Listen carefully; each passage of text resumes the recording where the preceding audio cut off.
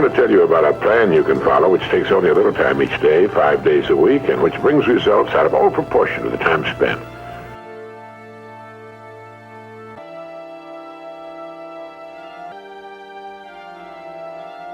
For a moment, consider the things your mind has brought you. Everything you have, your work, your relationship with your family and others, your philosophy of life, all come to you as a result of using your mind.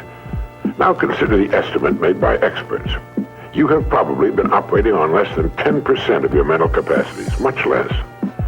Dr. Herbert Otto, psychologist, educator, and chairman of the National Center for the Exploration of Human Potential, reminds us that many well-known scientists, such as the late Abraham Maslow, Margaret Mead, Gardner Murphy, O. Spurgeon English, and Carl Rogers, subscribe to the hypothesis that man is using a very small fraction of his capacities. Margaret Mead quotes a 6% figure. Herbert Otto writes, "My own estimate is 5% or less." Neurological research at the UCLA Brain Research Institute points to enormous abilities latent in everyone by suggesting an incredible hypothesis. The ultimate creative capacity of the human brain may be, for all practical purposes, they pointed out, infinite. To use the computer analogy, man is a vast storehouse of data, but we have not learned how to program ourselves to utilize these data for problem-solving purposes. Yefremov, the eminent Soviet scholar and writer, says man under average conditions of work and life uses only a small part of his thinking equipment. If he were able to force our brain to work at only half its capacity, we could, without any difficulty whatever, learn 40 languages, memorize the large Soviet encyclopedia from cover to cover, and complete the required courses of dozens of colleges. Now, this statement is hardly an exaggeration. It is the generally accepted theoretical view of man's mental potentialities. Now, how can we tap this gigantic potential? Well, it's a big and very complex problem with many ramifications. But as Herbert Otto points out, it is clear that persons who live close to their capacity, who continue to activate their potential, have a pronounced sense of well-being and considerable energy. They see themselves as leading purposeful and creative lives. If everything you have is the result of using just 10% of your mind, consider for a moment what it will mean to you and your family if you can increase this percentage. None of us, as a rule, has the slightest notion of the real capabilities of his mind. But believe me when I say that your mind can be compared to an undiscovered gold mine. And it makes no difference whether you're 17 or 70. Look at it this way. Your goal is in the future. Your problem is to bridge the gap which exists between where you are now and the goal you intend to reach. This is a problem to solve. Robert Seashore, when chairman of the Department of Psychology at Northwestern University, pointed out that successful people are not people without problems. They're simply people who've learned to solve their problems. And there you have it. Living successfully, getting the things we want from life is a matter of solving the problems which stand between where we now are and the point we wish to reach. No one is without problems. They're a part of living. But let me show you how much time we waste in worrying about the wrong problems. Here's a reliable estimate of the things people worry about. Things that never happen, 40%. Things over and past that can't be changed by all the worry in the world, 30%. Needless worries about our health, 12%. Petty miscellaneous worries, 10%. Real, legitimate worries, 8%. In short, 92% of the average person's worries take up valuable time, cause painful stress, even mental anguish, and are absolutely unnecessary. And of the real legitimate worries, there are two kinds. There are the problems we can solve, and there are the problems beyond our ability to personally solve. But most of our real problems usually fall into the first group, the ones we can solve if we learn how. Now I'm going to assume you've decided upon a goal. Your problem is, how do I achieve it? Your goal may be a promotion, a greater income, a beautiful home. It makes little difference what your goal happens to be. But you have your goal, and you know that you will become and you will achieve what you think about. That is, if you stay with it, you will reach your goal. But how? Well, it's right here that your mind comes into play. What is your mind? No one knows for sure. Perhaps the best way to describe it is to quote Pulitzer Prize-winning playwright Archibald MacLeish.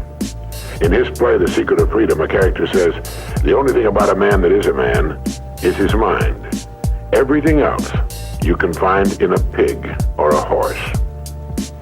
That's uncomfortably true. The human mind is the one thing that separates us from the rest of the creatures on Earth. Anything that comes to us in the future will almost certainly come to us as a result of the extent to which we use our minds. And yet it's the last place on Earth the average person will turn to for help. In order to reflect just a moment on the human mind, consider what it's accomplished. Human knowledge has advanced more in the past 50 years than in all the preceding 10,000 years of human civilization. Of all the scientists who ever lived, it's estimated that 90% of them are alive today. We've reached, in the area of ideas and human advancement, a plateau so high it was undreamed of by even the most optimistic forecasters as recently as 10 years ago. But every new idea triggers additional ideas, so that now we're in an era of compounding advancement on every front and in every area that staggers the imagination. Dr. Harlow Shapley of Harvard has said that we're entering an entirely new age of man. He calls it the psychozoic age, the age of the mind. And you own one, free and clear. Now let's look at a few facts. Now, the average working person has at his disposal an enormous amount of free time. In fact, if you total the hours in a year and subtract the sleeping hours, if he sleeps 8 hours every night, you'll find he has almost 6,000 waking hours, of which he spends less than 2,000 on the job. Now, this leaves him 4,000 hours a year when he's neither working nor sleeping. These can be called discretionary hours, with which we can do pretty much as we please. At least, our minds are free. Now, so you can see the amazing results in your life, I want to recommend that you take just 1 hour a day, 5 days a week, and devote this hour to exercising your mind. Pick 1 hour a day on which you can fairly regularly count. And during this hour every day, take a completely blank sheet of paper. At the top of the page, write your present primary goal, clearly, simply. Then, since our future depends upon the way in which we handle our work, write down as many ideas as you can for improving that which you now do. Try to think of 20 possible ways in which the activity that fills your day can be improved. You won't always get 20, but even one idea is good. Now remember 2 important points with regard to this. 1, this is not particularly easy, and 2, most of your ideas won't be any good. Now, when I say it's not easy, I mean it's like starting any new habit. At first, you'll find your mind a little reluctant to be hauled up and out of the old familiar rut. But as you think about your work and ways in which it might be improved, write down every idea that pops into your mind, no matter how absurd it might seem. Let me tell you what will happen. Some of your ideas will be good and worth testing. The most important thing this extra hour accomplishes, however, is that it deeply embeds your goal into your subconscious mind, starts the whole vital machinery working. And 20 ideas a day, if you can come up with that many, total 100 a week, even if you don't think on weekends. An hour a day, 5 days a week, totals 260 hours a year, and still leaves you 3,740 hours of free leisure time. Now, this means you'll be thinking about your goal and ways of improving your performance, increasing your service, 6.5 full extra working weeks a year. 6.5 40-hour weeks devoted to thinking and planning. Can you see how easy it is to rise above the so-called competition? And will still leave you with 15 hours a day to spend as you please. Starting each day thinking, you will find that your mind will continue to work all day long. You'll find that at odd moments, when you least expect it, really great ideas will begin to pop into your mind. And when they do, write them down as soon as you can. Just one great idea can completely revolutionize your work and, as a result, your life. If you want to develop the muscles of your body, you take daily exercise of some sort. Well, the mind is developed in the same way, except that the returns out of all conceivable proportion to the time and energy spent. I've used this system for years, and it's given me some of the most gratifying and rewarding experiences of my life. And it costs only 5 hours a week. 5 hours out of 168. Is it worth it?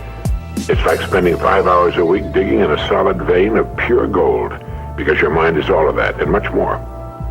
Each time you write your goal at the top of the sheet of paper, don't worry or become concerned about it. Think of it as only waiting to be reached, a problem only waiting to be solved. Face it with faith and bend all the great powers of your mind toward solving it. And believe me, solve it, you will. Now let's briefly recap. This week, start spending 1 hour each day getting as many ideas as you can. Try for 20 a day on ways to improve what you're now doing.